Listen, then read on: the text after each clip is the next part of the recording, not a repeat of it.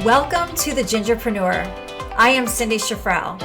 Over the past 20 years, I have started and built several companies, including 2 in the event industry, Orlando Wedding and Party Rentals, and Central Florida Luxury Restroom Trailers.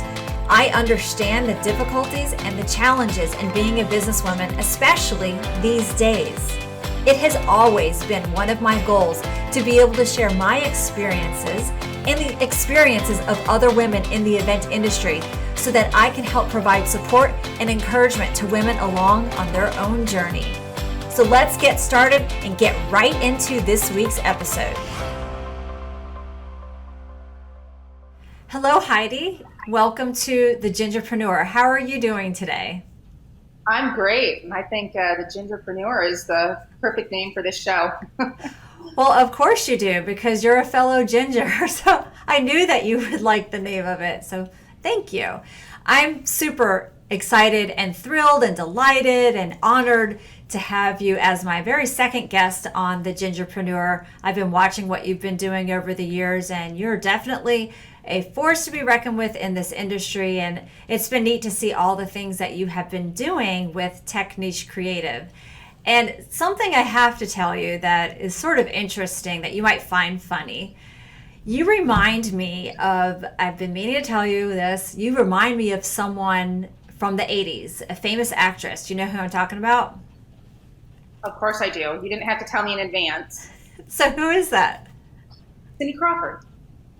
No, I'm kidding. Molly Ringwald. Everybody tells me that all the time. Molly Ringwald. That was my favorite actress from the 80s. I absolutely loved Molly. I wanted to look like her. I wanted to talk like her and be able to act like her. And so all of those things, like you have her energy, you have her charisma, and you look like her. So you are like Molly Ringwald's twin, I swear. I'll have to send you years ago when Facebook was still pretty new to everyone, there was like a doppelganger day and everybody posted a picture of their celebrity doppelganger. I'm going to show you this side by side. There's a picture of me and Molly Ringwald that I will admit we look very similar. So back then, I did the same thing too, but it was with Nicole Kidman when she was in the movie Picture Perfect with Sandra Bullock. She had bangs and her hair, I think, was straight. And I did the same thing, side by side type of thing. It's like, oh, okay. And for both of us, it's a good thing. Like, oh, we look like a famous person and, we can definitely pull it off. So my Molly Ringwald friend, it's great to have you on here today. And I wanted to find out more about you and wanted to share your amazing company and your personal journey with you starting Technisch Creative. So go ahead and tell us a little bit about yourself, Heidi, and how you got to be this big business with Technisch Creative. Well, the short version is I grew up a dancer. I was in a ballet company as a child and became a professional dancer. One thing led to another. I wound up did work all over the country and the world and worked in Las Vegas. That's where I retired from dancing because my goal was to make a living at it and not go contract to contract. And eventually I did, and then realized, okay, what's next? So I started the company initially as an entertainment company, really booking entertainment for events, and evolved into, I went back to school for event management and evolved, and one thing led to another. And over the years, as we opened multiple offices, someone got me involved in production management and kind of leading the show. And I realized that we had gotten into a lot of social events and decor and other parts of events that certainly I loved, but once I learned about production management, I learned that really combined my entertainment experience with events. And now with my husband, Jim, who is a partner in the business, his background is technical. So taking those skills combined and focusing more on turning a meeting into a show became really what I was passionate about and really, really enjoy. So Technisch Creative really over many, many years, we've been in business for 21 years.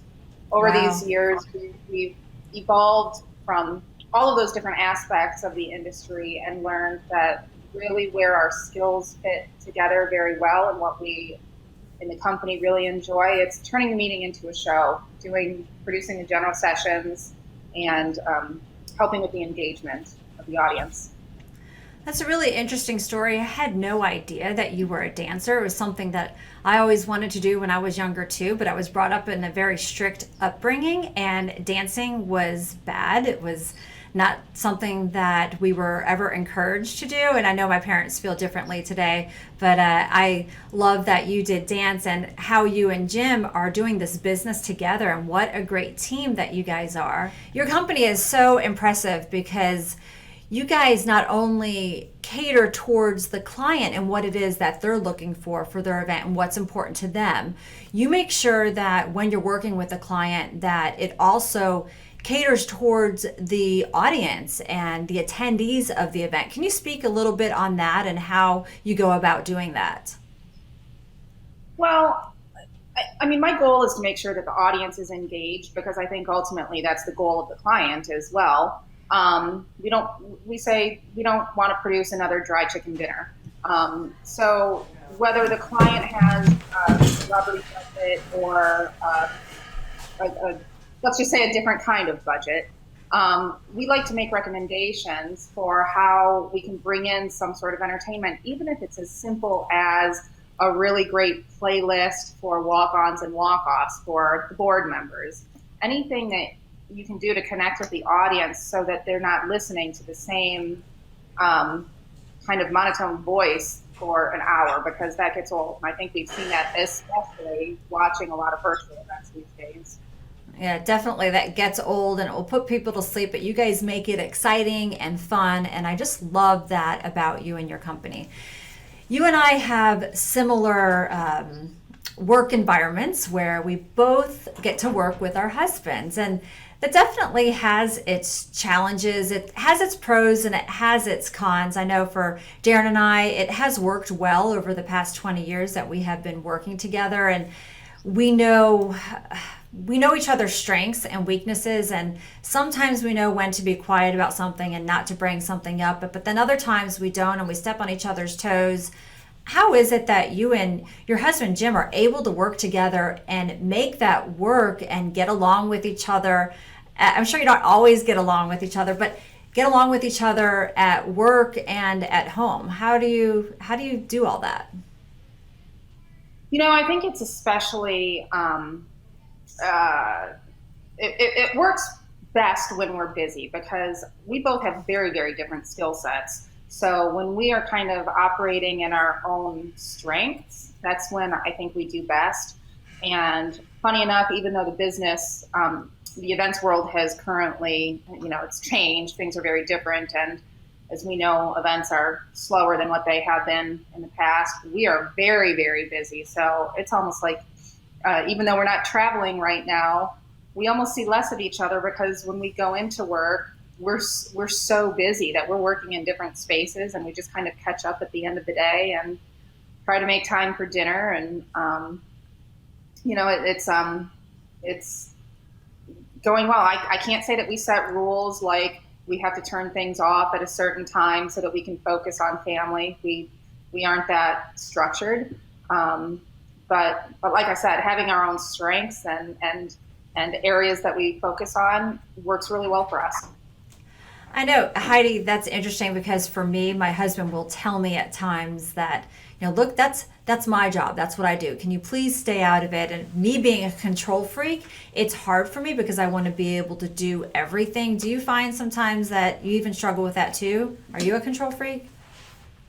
I'm very much a control freak, but I will say that he brings the technical skill to the company that I don't have at all. So I'm very grateful that the skills he brings, I don't think I step on his toes at all, because I literally do not know how to do the things that he does.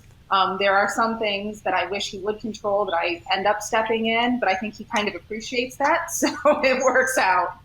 Yeah, sometimes they don't like it at first that we're stepping in their territory, but then afterwards, that they might not admit it. I know my husband has a hard time admitting sometimes, that, hey, I'm glad that you came over and helped me out with this. But in the end, I know that he was happy that I did. Do you have any kids at home, or are they grown? Yeah, we have one 17-year-old daughter. Okay. How is she handling with this whole COVID thing and schooling and everything? How has that worked out for her? Um, I could psychoanalyze and I could complain, but ultimately, I think she's dealt with it very well. She actually has been doing dual enrollment for the last couple years. This is technically her senior year, but she's also a sophomore in college at the same time. Her classes would have been online, and she thrives in that environment. She does really well with it. So for her, it's actually not been too much of an inconvenience, I guess. It certainly isn't the way most people want their senior year to go, but she doesn't complain about it. She's fine. So we're happy that she's been as successful as she has in school, and she does come in and help out with work occasionally. So I think everybody has a different experience, and as long as we can look at the bright side. Yeah, it's always looking at the bright side. You mentioned that every now and then she comes in and she helps in the business. My kids want nothing to do with the business. When they were younger, I would beg them to come in and clean a rack of white resin chairs, and it was like pulling teeth to get them in, and they want nothing to do with it. A lot of people in the rental industry, they'll take the company, they'll pass it down to the next generation. And my kids, like, nope, they're not interested. They've got their own thing going on. So that's great that she helps you. Yeah, she doesn't really aspire to be involved in the company, but she grew up from the time she was a baby. She was 5 years old when I took her to her first meeting. I actually did the special event in Vegas in 2004. The event was 2004, so we started the planning in 2003. She was 5 days old and came to the kickoff meeting, so she's really grown up in it. Yeah, she doesn't know anything else, right? She knows that you and Jim, this is what you guys have always done, right? Yep. Yep. So COVID has been, the word that they have been using a lot in our event industry. Maybe they use it in other industries as well, but it's decimated our industry. It's been very, very hard. And I know at the beginning, you and I met together and we both toured each other's warehouses and we're just knocking some ideas around, and it's been a tough time. And one of the words that I have hated this year, and maybe you hate this word too, but we had to embrace it at some point. I do hope that this P word that I'm getting ready to say, you probably know what this is, Heidi, and everybody else listening, but I hope that once we get to 2021 that the P word will be gone. That P word is the word pivot. And I know that you and Jim have pivoted a little bit, well, quite a bit, during the virus here. And tell us a little bit about that, what changes that you have done with Technisch Creative. Well, so for the first couple weeks, I just kind of watched what was happening, and I'm not a fan of the Zoom call conference, and No. I definitely suffered from. There were benefits. I mean, I appreciate the fact that it's a means to keep involved with groups, and I did meet some great people actually during this time period, simply from small networking calls that I did.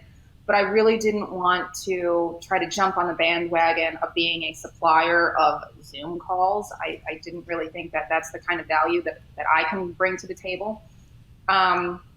So after a few weeks of kind of watching the way things were going, it kind of clicked with me that we still need the engagement. And I think that a lot of people feel that, even if they didn't know what that was in the beginning.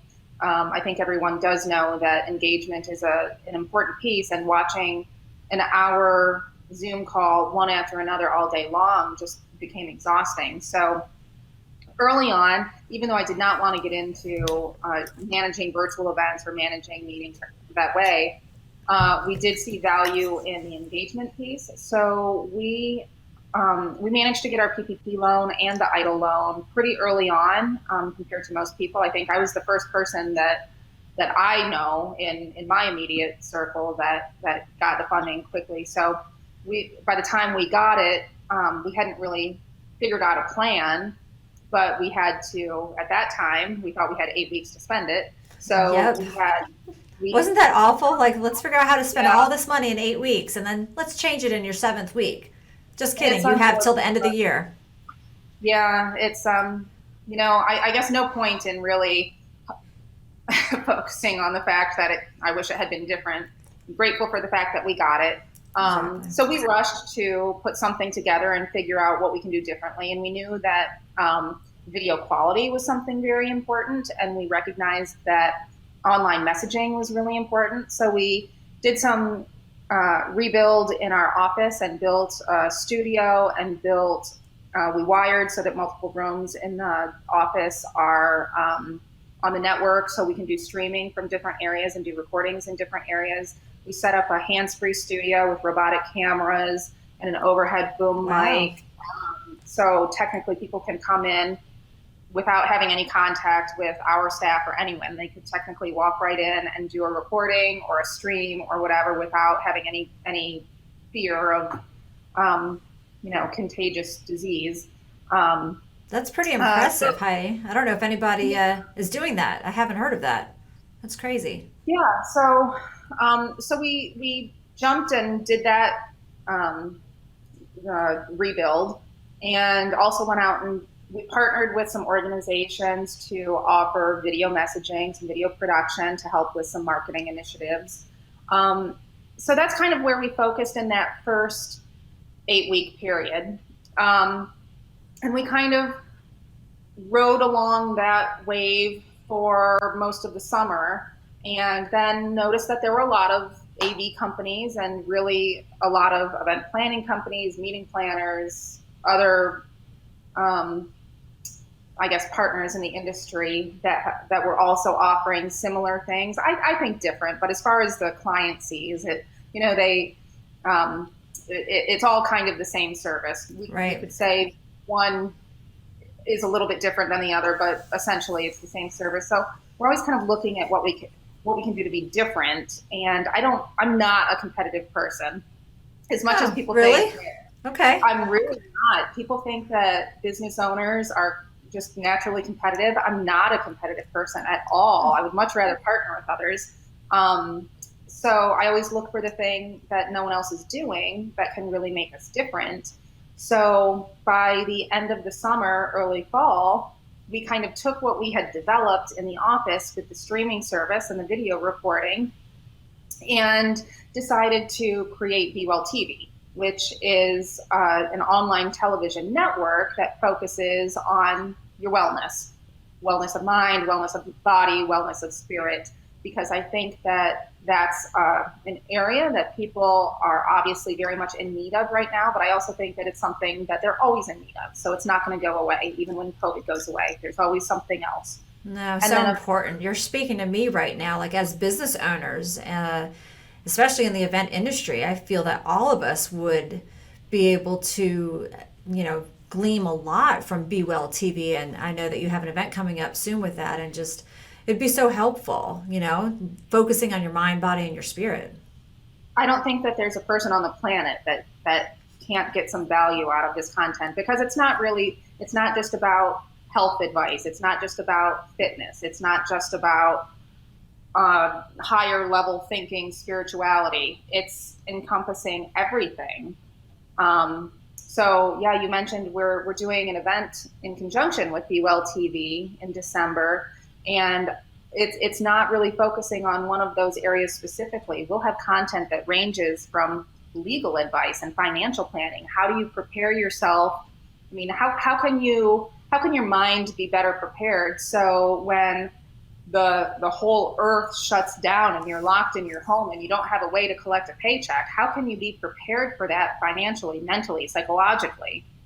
So we'll have presenters that touch on those topics all the way through. Fitness, of course, will be a big part of the event, and spirituality. So, how can you prepare yourself? What can you do to be at peace with what's going on in the world, whether it's currently, present world, or anything that may happen to you personally in the future, or how can you also help others through difficult times? Well, I wish that you had this Be Well Con, the convention that you're having on December 5th, before. Like, we didn't know that this was going to be here, but I know that this would have helped so many people to prepare you, especially financially. Like you mentioned, the financial part of it, a lot of people weren't prepared for this. And I think that, we're learning a lot, from the virus of some ways that we were not prepared for this as a country, as businesses, and personally. And, I wanted to know, for me, whenever I go through difficult times, and as business owners, we've definitely been through, you and I, I'm sure, have both been through a lot of difficult times in our lives. And I always try to look at the problems and the obstacles that I'm faced with instead of looking at it negatively, which I end up doing most of the times at the beginning when I'm first faced with that obstacle or that trial I'm going through. But instead of looking at it like that as something negative, I try to turn it around and look at the positive. Like, well, what can I learn from this? What is going to make me better going through this? And every obstacle that you're faced with, if you look at, there's always a silver lining, and you just have to look for that. So COVID, we've heard a lot of people talk about their silver linings during COVID, especially in the event industry. And I want to know, have you had any silver linings that you have uncovered during this time? I would say definitely the silver lining, first and foremost, is that I was given the opportunity and really kind of the pressure to create Be Well TV and Be Well Con, because it's something that I've always been interested in and passionate about, and it's something that I have always wanted to give back to people that need that. So it was really a kickstart into that world, particularly like you were just saying, the financial, because I think the people that we work in our people that we work with as employees and freelancers and even peers are very passionate about what they do and very good at what they do, and it's sometimes very opposite end of the spectrum as far as the way you think compared to financial wellness. So for a long time, I've wanted to give information to the people to be more stable financially. Not necessarily, this isn't like some kind of get rich quick kind of seminar or anything, but I think there are ways for people to be prepared. Businesses as well. How do you have a savings? How do you manage your financing? Just so many things. Even when it comes time to apply for loans so that you can keep your head above water. How do you do that? How can you best be prepared? Well, if you're doing a class on that at Be Well Con, I would love to be a part of that. I mean, I learned a lot about applying for the PPP and the EIDL loan, but it was not fun. It was a very hard process, and now we're in the forgiveness piece of it, and it's not an easy thing to go through, especially now that my company is in our busy season, and even though we're about half as busy as we were last year, we're still busy, and I don't really have the time to be going through all of this. And that's going to be an excellent thing to listen to at your Be Well conference. So also, I wanted to talk to you about staying motivated. During COVID, I myself had a hard time when everything shut down, because I'm that type A personality where I always have to be going and doing something, and all of a sudden everything was shut down. There was nowhere to go unless you go outside, and I would go for walks with my dog and different things like that. There wasn't a whole lot to do because the phones weren't ringing. We weren't getting the emails coming in, and everybody was freaking out across the world. And I found that I became a little bit demotivated there for a while, and it took a couple weeks for me to get back into the game. I don't know if you went through that same experience, and if you did, other times that you have been through times like that where it's been hard for you to stay motivated. What is it that motivates you to keep going when you are faced with something so difficult? Well, yes. When the lockdowns started and people started to really that first 2 weeks, so we could flatten the curve. That was really, really difficult for me. It was very depressing to me. I kept saying I was going through the 5 stages of acceptance. And I was in that depression and denial stage for a long time. I had a really hard time because if you think back, there's a lot of talk about essential workers and essential businesses. And it was very, very, like, it made me angry to hear that event professionals are not essential. We're just not essential in this world. That was so hurtful to me. Yeah, I So, had that same feeling too. Like, how can you not call us essential? We're very essential. right.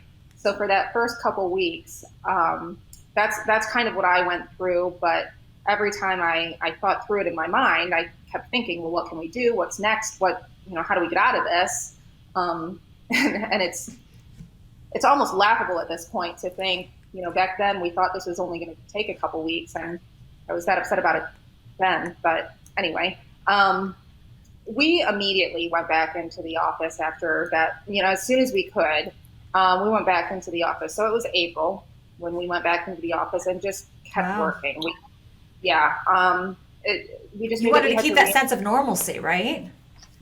Well, it was the sense of normalcy, but it was also a sense of urgency for me because there was no way, like, we can't just sit back and relax and just accept the fact that, maybe we'll get a loan, maybe we'll get unemployment, maybe something.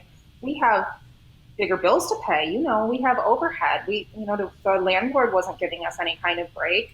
The power company wasn't giving us a break, and we feel obligated to help our employees as well. So, there are people that rely on us. So I felt a sense of urgency to reinvent and figure out a way to get through this. And, I thought that we would have events come back by the fall.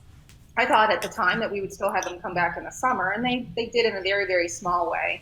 But I was kind of preparing for, what we can do to get those event bookings. Can we get those deposits earlier? Can we offer any kind of discount for incentives? That's kind of where my mind was at.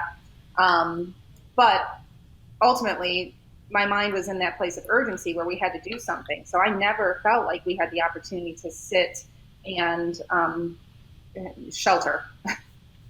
Well, that's good that you got right back to it and you weren't going to allow yourself to sit and sulk about it, and you wanted to get right back into the office and do whatever you could to keep Technisch creative going. I mean, you have that responsibility. You had those bills to pay. You had no choice to get back to work and do whatever you could. Something else that ties us together besides our gingerness, Heidi, is a couple years ago, you might remember, I posted on Facebook that I had made it into an amazing group here in Orlando. It is a national organization, and it's called Athena PowerLink. And I was fortunate enough to make it into the Athena Link program here in Orlando. And I'm not sure if it's still going on here in Orlando, but for those of you that are listening, Athena PowerLink is a free program to woman-owned businesses where they form a board of advisors around you and help you grow your business and take it to the next level. They sit down with you and they give you goals that you have to meet for the whole year and help create an action and plan for you. You have meetings every single month and they hold you to that. And I remember you commenting on my post saying that you had been through the Athena program too, but I think that was up in Michigan, wasn't it? It was, which is where it started, actually. The Athena program started in Lansing, Michigan. I didn't realize that. But if any of you guys listening want to get involved with an incredible organization, I know it has helped me out so much. Do look up Athena PowerLink. It is an awesome program that will help women in your journey and for you to grow your business and take it to the next level. So we're coming to a close here, Heidi, and I know that you have a lot of tips and advice that you could share, but if you could only share one, what is the most valuable tip or piece of advice that you would give to someone in our industry that maybe is in the industry right now, a business owner that is in the industry right now, or someone that's looking to come into our field? What would you say to them? Wow, that's a hard one. But I guess today, I think what I would say to people in our industry is don't sit back and wait for something to happen.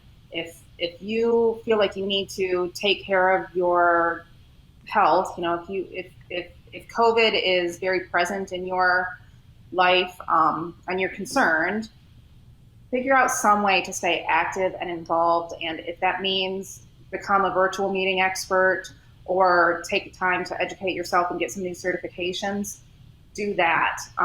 If you feel the courage and you feel ready, get out. There are events happening. There are people that are, I've attended events recently that are very well attended and robust, and you'd never know that anything happened. And it's been great. It's energizing. And I've been surprised that people are surprised that it's happening and that it can be done. Follow the rules, do what the municipality, what the government, what people say is required and what's safe. Follow the rules, but make sure you're getting out and being active. Heidi, that is amazing advice, and that is what I have been doing myself. I've been staying active, going to networking events, and trying to just converse with other people because it is that sense of normalcy. That's what we did before all of this. And also, you mentioned getting the certifications, doing whatever you can to help yourself personally and professionally. I think that's very important because we have been given some extra time where we could do that. So one of the things that I've been doing, and I believe that you have this certification right now, I'm about to get mine. Fingers crossed that I pass everything. I've turned in all of my paperwork, and I'm down to the virtual site visit that they're going to be doing because it's virtual now, and I'm sure yours wasn't. But I'm about to have my virtual site visit to be a WBE, which those of you who are listening, you don't know what a WBE is. It stands for Women Business Enterprise. And my certifying agency that I'm going through is WeBank. And I think, Heidi, aren't you a WBE and you did it through WeBank as well? Yes. And in fact, I had the same person do my site visit that's going to do yours. Okay, and, so wait a second. How do you know that it's the same person? Well, you told me. You mentioned her name. Okay. And so I knew that it was going to be her, and I wasn't surprised. I don't remember that. She's the person that I think does at least most, if not all of them, in Central Florida. So. Okay. So I'm super excited about that. Has that helped you in your business a lot, having that certification? It's hard to say because we have attended some of the conferences and approached the buyers directly, which for people that don't really understand what it means to have the certification, a lot of corporations and government agencies have quotas that they are required to meet in order to get some of their benefits. And they will often have a requirement or a quota to hire X number or X percentage of minority-owned or woman-owned businesses, veteran-owned, different categories. But woman-owned is one of the categories that they're required to meet. So going to one of these buyer conferences, you can be connected with those buyers, and with that certification, you can say, I'm pre-qualified to meet your requirements in your quota for the benefits that you get. So that's kind of what the value of that certification is. I can't say that I've had any success stories where I've met someone that way and gotten a contract. However, I can say that people have found, buyers have found me, buyers have made decisions based on the fact that we have that, not necessarily because of the quota and not necessarily because I've met them at a conference, but they've understood that there's value in hiring a woman-owned business, even though there is no quota. So I think that, and then also the confidence of having that certification, because it says I'm not just I'm not just the stay-at-home mom or the wife that started a hobby business and I'm just kind of doing it on the side. It's saying I am a woman business enterprise, which is what that certification stands for. And it says I'm competitive in the real world as a real business, and I should be viewed as a real business. And I think that confidence boost goes a long way and helps us be better prepared and more competitive in the business world. It definitely does. I'm looking forward to getting my WBE, and I really think that it's going to help us. I have a friend that has her WBE that's in the rental industry, and it has really helped her to secure some government contracting. So I'm looking forward to that. But so our time is coming to an end, and I want our listeners to know, Heidi, how they can keep up with you, where they can follow you at, and how they can find out more about your Be Well conference that you're having in December. So give us all the ways. So Technisch Creative is technischcreative.com. It's spelled TECHNISCH, creative.com. It is a German word. It means technical. And that's how you can reach us or find us for Technisch Creative. But Be Well TV is a YouTube channel right now. Search for Be Well TV, and then also look for BeWellCon.com for all of the information about the Orlando event, which is December 5th. And keep watching, because we will have events in other cities as well. Well, I'm looking forward to that. And Heidi, I hope I get to see you before December 5th, but I know I'll definitely see you on December 5th because I want to be a part and be there at your conference to support you, and also to help myself personally to see the ways that your conference will be able to speak to me, because I know you have some great speakers lined up for that event. So again, Heidi, thank you so much for joining the Gingerpreneur today. I really appreciate you bringing your words of wisdom that you had for us, as there was so much. And I really hope and pray that your business continues to grow, and that 2021 is going to be way better than it was this year. I hope you have a great rest of your day, Heidi. Thank you so much. Thanks, Cindy. Thank you so much, Heidi, for coming on the Gingerpreneur today. It was so nice talking with you, and it was wonderful to hear how you got started in Technisch, some things that I never even knew, and I'm sure a lot of people that know about Technisch Creative don't even know. And I'm really looking forward to your Be Well conference that you're having December 5th. So thanks again, Heidi, and thank you again to all of our listeners who tuned in today. I hope that you were able to take a little bit of some tidbits of advice and some encouragement and support your way. Thank you.